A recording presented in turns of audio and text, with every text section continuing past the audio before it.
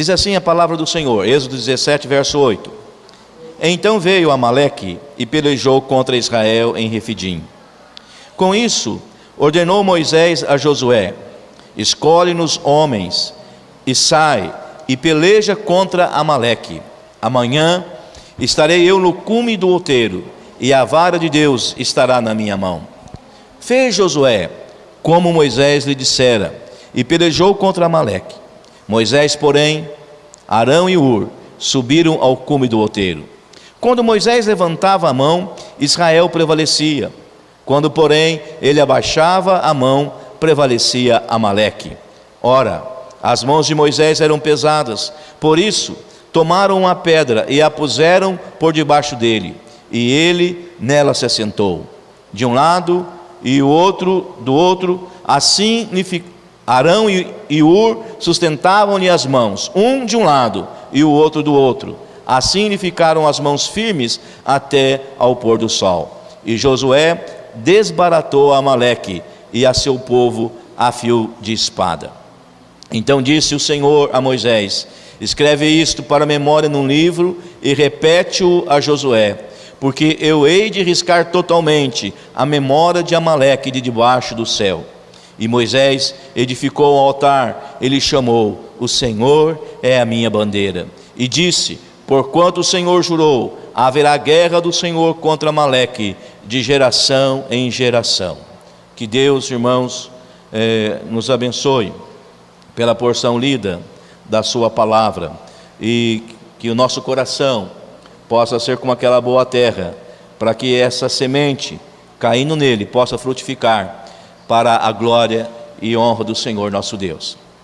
Estava essa semana, irmãos, lendo junto com a Leia um devocionário, e o texto nos remetia a uma passagem bastante conhecida do livro de Salmos, o Salmo capítulo 1. Talvez todos nós aqui saibamos esse salmo de cor, não é verdade?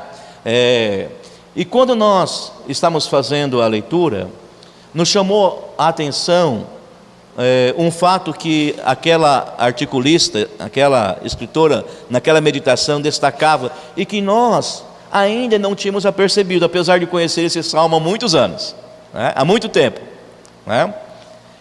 Se você prestar atenção, o salmista, ele diz assim: Bem-aventurado o homem que não anda no conselho dos ímpios, que não se assenta, que não se detém no caminho dos pecadores, e nem se assenta na roda dos escarnecedores. Antes, o seu prazer está na lei do Senhor, na sua lei medita de dia e de noite. Todos nós já ouvimos isso, todos nós conhecemos essa declaração do salmista. Mas se você prestar atenção na segunda parte do salmo, o salmista muda a pessoa que ele está descrevendo. Por quê? Porque se ele fala na primeira parte na terceira pessoa do singular, na segunda parte do salmo ele fala na terceira pessoa do plural, porque ele diz: os ímpios não são assim. Ou seja, há uma diferença. Ele começa falando do homem que anda no caminho do Senhor, e ele termina falando dos ímpios. Ou seja, meu querido irmão, se você está no caminho de Deus, preste atenção, se você anda no caminho do bem, você nunca será a maioria, e talvez vai ter que caminhar muitas vezes sozinho, porque largo e espaçoso, e não são poucos os que andam no caminho da perdição. O texto que nós lemos para a nossa meditação nessa noite, ele está nos reportando, meus irmãos, aquele momento que Israel está deixando o Egito, não é? O povo de Israel, liderado por Moisés, começava a sua jornada rumo à terra prometida. Moisés, por tudo aquilo que Deus fizera lá no Egito, pela maneira como Deus livrou a Israel do exército de Faraó, estava certo de que os filhos de Israel confiariam em sua liderança e, mais ainda, no poder de Deus para guiá-los em segurança para a terra que, sob juramento, prometeu dar a seus pais, Abraão, Isaque e Jacó. Contudo, Queridos irmãos, não demorou para que Moisés percebesse que aquela empreitada não seria nada fácil. Mais cedo do que esperava, o povo começou a murmurar contra ele e houve contendas entre os filhos de Israel. Os versos que antecedem esses que nós acabamos de ler e de compartilhar com os irmãos que narram isso. Além das dificuldades e problemas internos que ainda se multiplicariam na medida que aquela jornada avançasse, o texto lido nos mostra, meus irmãos, que Moisés e o povo de Israel teriam pela frente outros inimigos que ao longo do caminho se levantariam contra eles. Amaleque foi o primeiro. Amaleque foi o rei daquele povo que sem motivo algum, sem nenhuma razão, se colocou como um obstáculo na caminhada do povo de Deus rumo à terra prometida. E, meus irmãos, diz o texto que Amaleque pelejou contra Israel em Refidim. E essa batalha, queridos, ela é emblemática. Essa batalha, meus irmãos, ela traz consigo algumas realidades que nós precisamos nos ater. Nós que não somos a maioria, que muitas vezes andamos só no caminho do bem. Por quê? Porque aqui no texto nós podemos perceber que, além dos fatores que estavam aqui envolvidos, mais do que uma luta corporal envolvendo força física, estratégias e habilidades de combate, envolveu uma dimensão diferente, não visível, mas real, e mais do que isso, decisiva neste confronto e nesta peleja. Preste atenção no que está acontecendo aqui nessa luta de Moisés e de Josué, o povo de Israel contra Amaleque.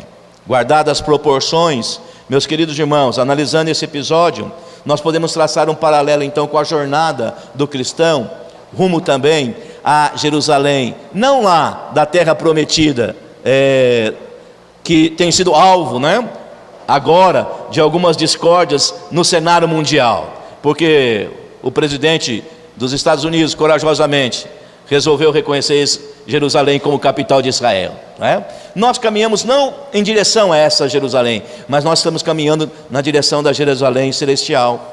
Falamos aqui agora há pouco, da noiva, que está se ataviando para o encontro das bodas com o Cordeiro. Então, eu quero falar, baseado nesse texto, acerca dessa nossa jornada rumo a Jerusalém celestial, levando em consideração aquilo que Jesus mesmo, meus irmãos, nos orientou, que Jesus mesmo deixou muito claro para mim e para você. Ele nunca disse que ia ser fácil, viu, senhor Valdir? Ele nunca prometeu para nós que ia ser mamão com açúcar.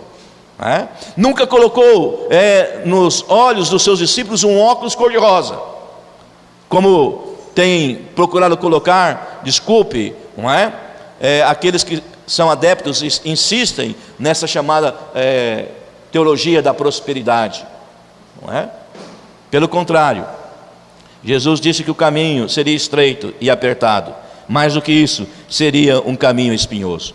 É por isso que, como o povo de Israel lá em Refidim, presta atenção, eu quero destacar isso em primeiro lugar, eu e você precisamos da intervenção de Deus na nossa jornada rumo a Jerusalém celestial.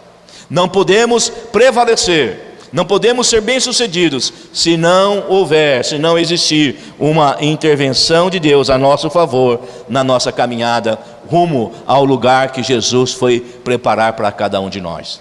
Conforme nós vemos aqui, Moisés chama Josué e ordena: Josué, escolhe homens, não qualquer homem, mas escolhe homens, com H maiúsculo.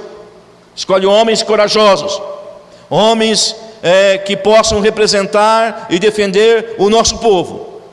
E amanhã você vai descer no vale e vai pelejar contra Amaleque. Eu subirei para o cume do outeiro com a vara de Deus, e eu estarei ali. Pensa comigo. O que vocês acham que passou na mente de Josué nesse momento? Na cabeça de Josué? Quer dizer que eu vou para o vale. E o senhor vai para o monte, num lugar seguro. Eu vou enfrentar o inimigo. E o senhor vai assistir de camarote. Graças a Deus, queridos irmãos, que ainda que tivesse pensado isso, Josué não procedeu de uma forma diferente daquela que Moisés lhe orientou. Porque Josué, meus irmãos, ele percebe que não só fez como Moisés lhe ordenou, como percebeu que enquanto Moisés, no cume do outeiro, permanecia com suas mãos levantadas, ele prevalecia no vale contra Amaleque e o seu povo. Quando as mãos de Moisés, por conta de serem pesadas, se abaixavam, quem prevalecia? Amaleque. Então, ele logo percebeu, queridos irmãos, que ali estava acontecendo algo, um fator determinante. E esse fator determinante para a sua vitória lá no vale vinha, meus irmãos, do alto do outeiro, vinha lá de cima do monte. Eu não sei se o salmista tinha isso em mente, ou se fruto da sua experiência pessoal, muito tempo depois, ele escreveria um dos salmos, quem sabe preferido seu e meu, quando no capítulo 121, ele diz: eleva os olhos para os montes, de onde me virá o socorro? Quem sabe tendo em mente isso, essa luta, essa batalha, essa guerra que o povo de Israel teve que travar contra Amaleque, quando Moisés lá com as mãos erguidas, com as suas mãos levantadas para o céu, para o alto, para Deus, garantia a vitória para o seu povo lá no vale. O fato é, meus irmãos, que tanto em Refidim, como na nossa peleja cristã, na nossa jornada cristã, para fazer a vontade do Senhor e realizar a sua obra, para vencer e superar os obstáculos do caminho e os inimigos que se levantam contra nós, eu e você precisamos e dependemos do concurso de Deus. Não dá para viver a vida cristã sem Deus, não dá para fazer a obra de Deus sem Deus. E nós precisamos, como igreja, meus irmãos, humildemente reconhecer isso, porque era isso que Josué percebeu, era isso que ele pôde discernir aqui nessa luta, nesse combate contra Amaleque. Não é, portanto, sem razão que no fim daquele dia, quando Amaleque então é desbaratado juntamente com o seu exército, Moisés, ele ergue um altar ao Senhor, ele adora Deus, e ele diz: Jeová Nissi, o Senhor é a minha bandeira, é dele que vem a minha vitória. Nós precisamos, meus irmãos, reconhecer isso. Na nossa jornada, na nossa caminhada rumo a Jerusalém Celestial, eu e você precisamos humildemente ter em mente que a nossa vitória vem do Senhor. Ele continua sendo a nossa bandeira, Jeová Nissi. Precisamos compreender isso. Todos nós, como igreja, individualmente falando também, precisamos, meus irmãos, compreender que na luta contra o velho homem, na luta contra o mundo, na luta contra o diabo, nós não dependemos das nossas habilidades, das nossas capacidades, da nossa força de vontade. Como o povo de Israel, naquele dia em Refidim, nós precisamos da intervenção divina, nós precisamos do concurso do Senhor, nós precisamos do seu socorro. E eu gostaria, meus irmãos, de destacar um outro princípio que nós aprendemos aqui nessa batalha que aconteceu lá em Refidim. Não só que eu e você, na nossa caminhada, na nossa jornada para Canaã ou para Jerusalém Celestial, precisamos e dependemos da intervenção de Deus, mas nós precisamos entender uma outra realidade, um outro princípio que esse texto aqui nos ajuda.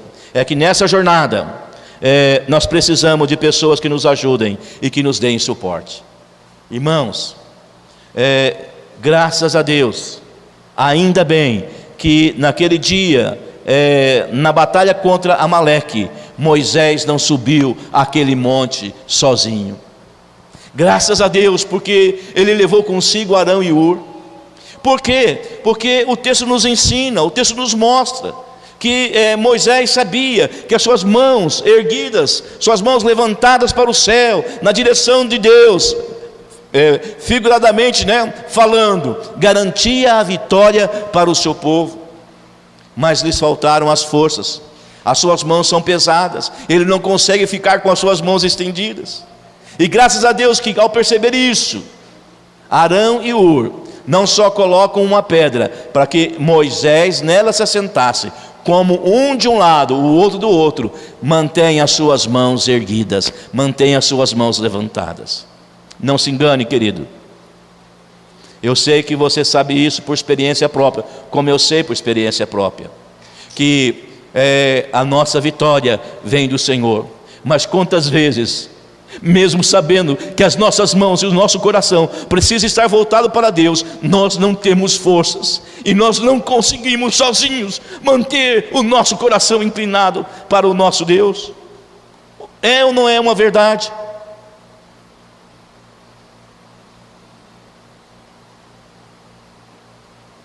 A Rose me desejou um 2018 abençoado, que fosse melhor que 2016 e 2017.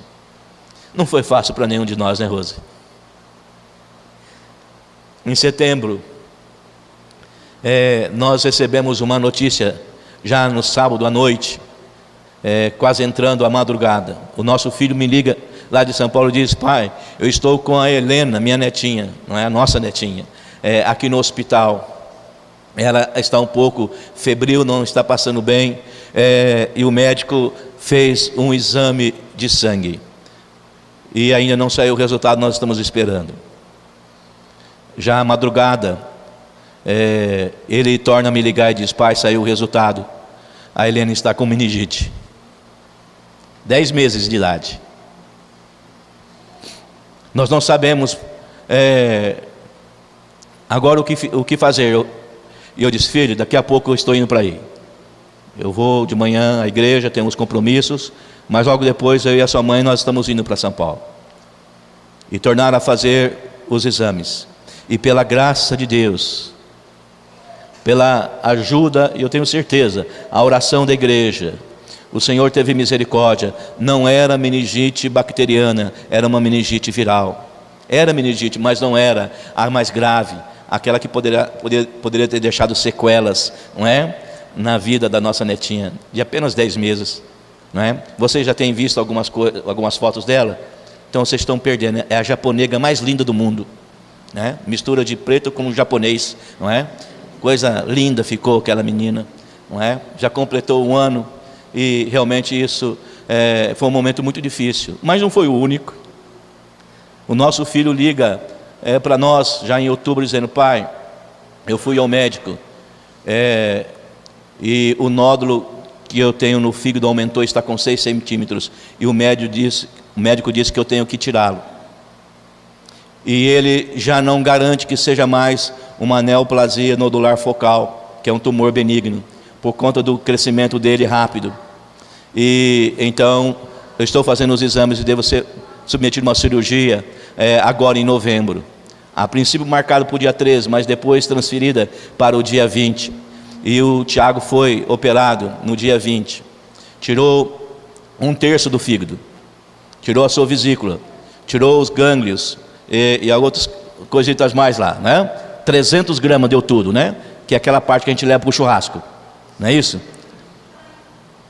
Precisou retirar, mas Deus o abençoou tanto, tanto, que na segunda-feira, mais cedo que a gente esperava, o médico nos chama, após terminar a cirurgia, que a enfermeira havia dito que poderia demorar no mínimo 5 horas.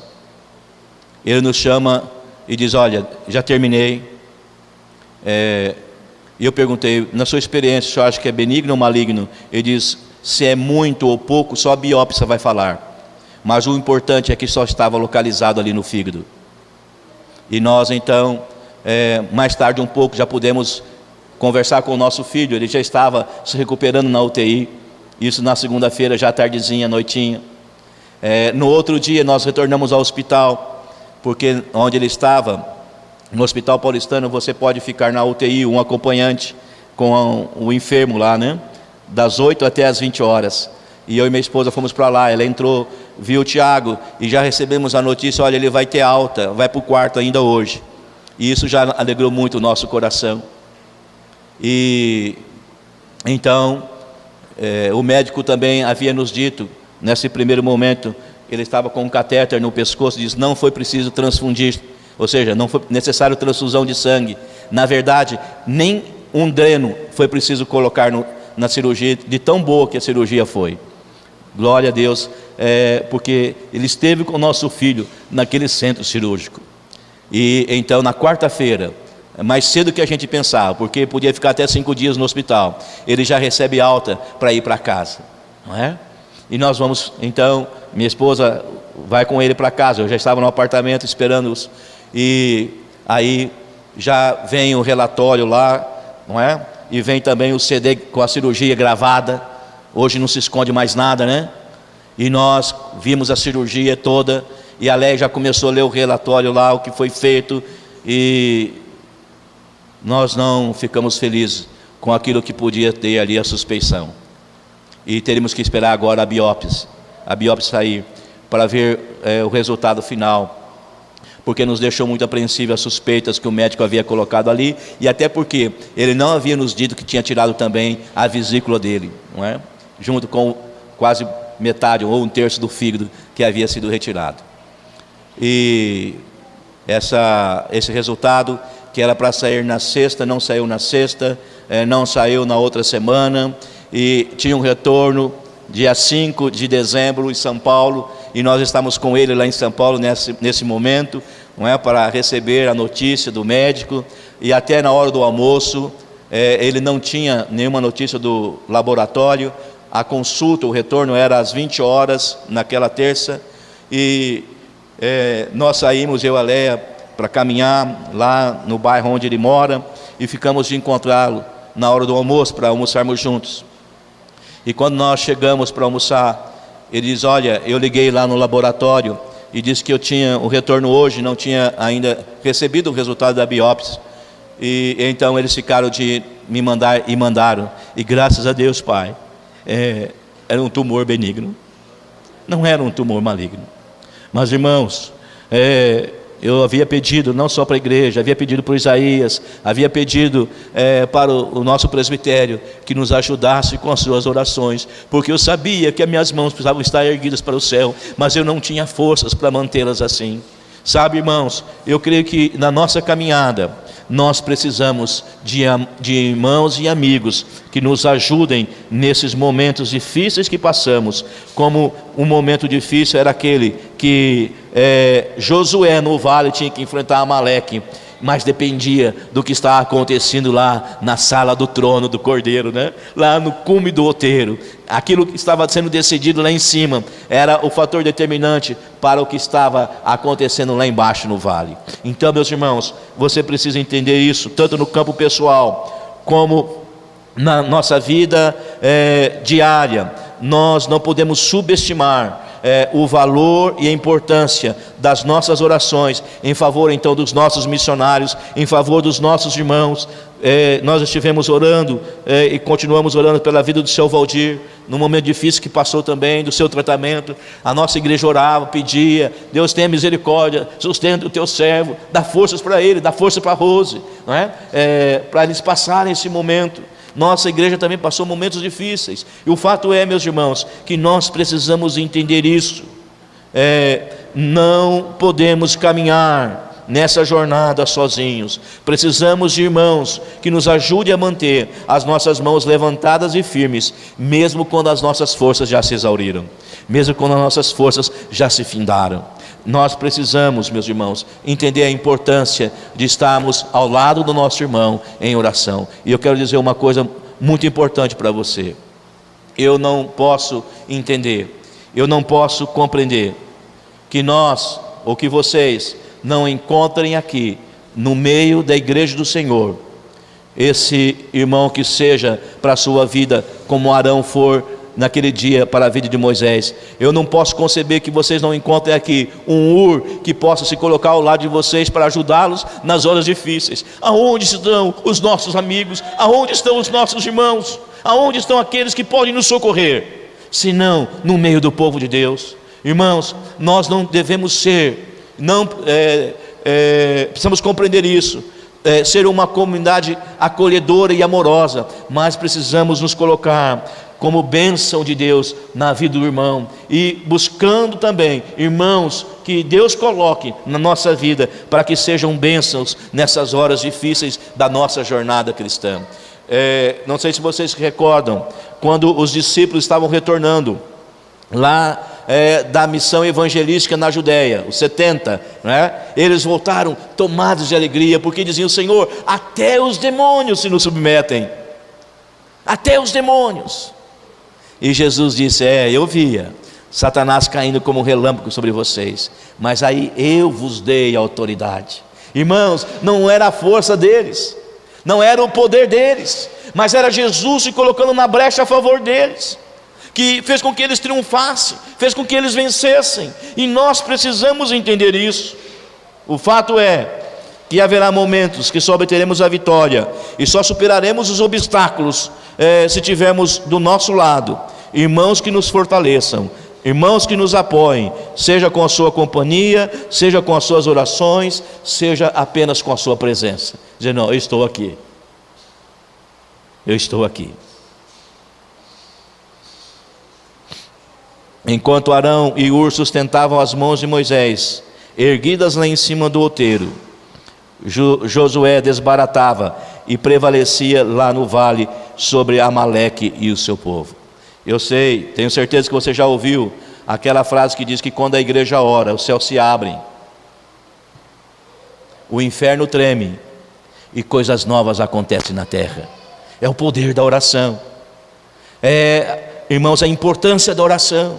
Então nós não podemos caminhar essa carreira que o Senhor tem proposto para nós, senão vivendo, cultivando e buscando uma vida de oração, caminhando de joelhos. Sabe, sozinho você pode ir até mais rápido, mas juntos nós vamos mais longe. Então nós precisamos, meus irmãos, ser aquele exército que não deixa nenhum soldado ferido para trás. Nós precisamos ser aquele exército que tenha a alegria de cruzar sim a reta de chegada, né? Mas não fazer isso sozinho, mas fazer isso junto com a igreja, fazer isso junto com os nossos irmãos. E eu gostaria de concluir destacando um outro princípio que nós aprendemos aqui nessa batalha que acontece lá em Refidim, quando Amaleque se coloca contra o povo de Israel. Nós não só precisamos da intervenção divina na nossa jornada, nós também precisamos, como eu disse aqui, de irmãos que nos apoiem e que nos fortaleçam nessa caminhada. Mas mais do que isso, nós precisamos, meus irmãos, entender que nessa nossa jornada para o céu, nós precisamos de coragem e de enfrentamento. Ou seja, precisamos de gente, que esteja com as mãos erguidas, levantadas, lá na sala do trono do Senhor, irmãos que deem sustentação, mas nós precisamos de enfrentamento. Nós precisamos, meus irmãos, de coragem. E coragem não é ausência de medo, não. Coragem é você seguir apesar do medo. Coragem é você continuar, é não desistir, é não desanimar, mesmo quando as forças que se levantam contra você se mostram fortes, se mostram assim astutas, se mostram poderosas. Josué, meus irmãos, permaneceu o tempo todo no campo de batalha, e não foi sem esforço, não foi sem suor, não foi sem determinação, não foi sem baixas em seu exército, não foi, meus irmãos, sem muita dedicação, que ele alcançou no final daquele dia a vitória contra o seu inimigo. Então, se você puder anotar isso, anote. Nenhum de nós, nenhum crente, nenhum discípulo de Cristo chegará aos céus sem cicatrizes, chegará ao céu sem marcas, chegará ao céu sem lágrimas. Nenhum de nós. O triunfo da igreja tanto nas suas vitórias pessoais, como na sua vitória como povo de Deus, demanda de igual forma muito esforço, coragem e determinação. E eu não sei se você tem aí alguma definição de sucesso, né, na sua mente. Você já leu alguma coisa nesse sentido, mas alguém já disse que sucesso é 90% de suor, de transpiração, e 10% de inspiração. Você tem uma pequena ideia, mas se você for perseverante, se você for determinado, você vai ter sucesso, né? E você nunca será um fracasso se você não desistir. Você só fracassará se você desistir. E como diz Rick Warren, sempre é cedo para a gente desistir.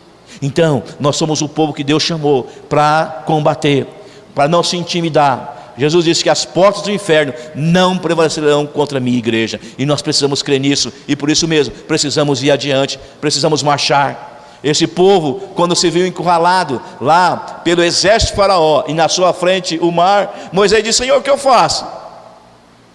E ele disse: por que você clama a mim? Diga ao povo que marche. Sabe, querido irmão, presta atenção nisso. É quando eu e você nos colocamos em movimento que nós vemos os milagres de Deus acontecer. Se ficarmos parados, assentados, nós não veremos nada, não contemplaremos nada. Nós precisamos entender isso.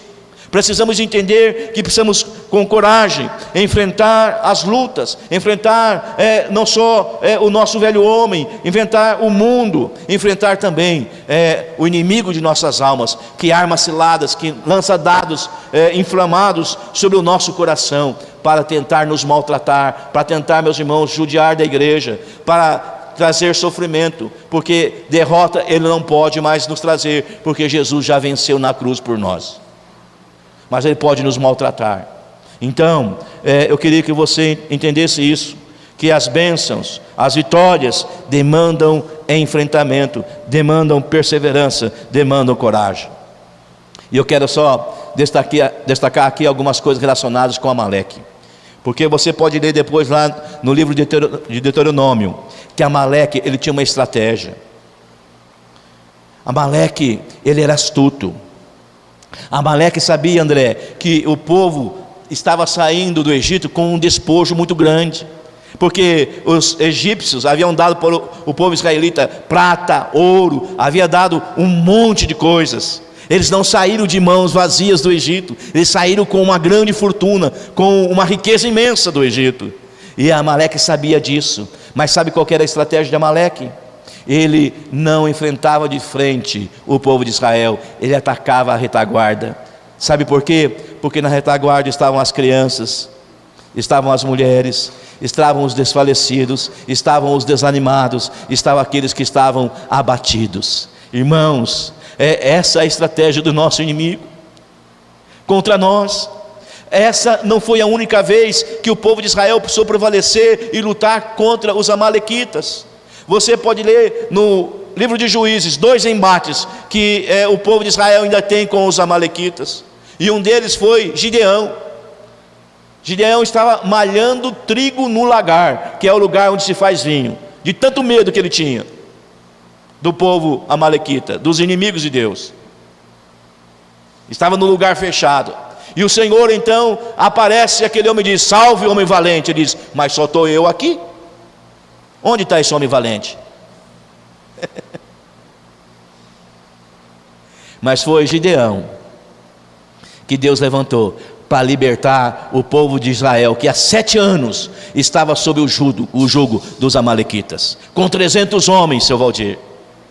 Não foi com uma multidão, foi com poucos, que Deus deu vitória mais uma vez sobre os amalequitas. Outro que foi levantado para combater os amalequitas e não obedeceu ao que Deus lhe mandou foi Saul.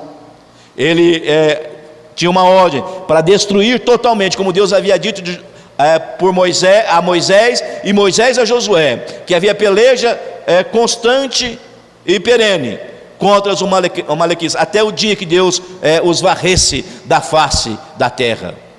E Saul não faz como Deus mandou. Traz Agag, o rei prisioneiro, e traz também bois e ovelhas. E quando Samuel pergunta: que balido é esse que eu ouço? Ele diz: é por teu Deus. Ele não gosta de sangue, ele não gosta de sacrifícios. trouxe o melhor para ele, e ele está reclamando ainda do quê? E naquele dia, meus irmãos, Saul perdeu o trono, porque Deus, através do profeta Samuel, lhe disse: é mais importante obedecer do que sacrificar. E daquele dia em diante, nunca mais Saul viu o rosto de Samuel, para a tristeza de Samuel, que amava aquele homem. Mas por quê? Porque ele prevaricou em obedecer às ordens de Deus contra os amalequitas. E, meus irmãos, não terminou por aí. Você certamente já ouviu a história de Davi, quando ele se refugiou na caverna de Adulão com 400 homens. E certo dia, saindo para a batalha, lá em Ziglag, os amalequitas vieram, levaram as esposas de Davi e todas as crianças e as mulheres também dos seus homens cativos. E aquele povo, meus irmãos, diz que chorou, homem barbado, chorando, até não terem mais forças, para chorar.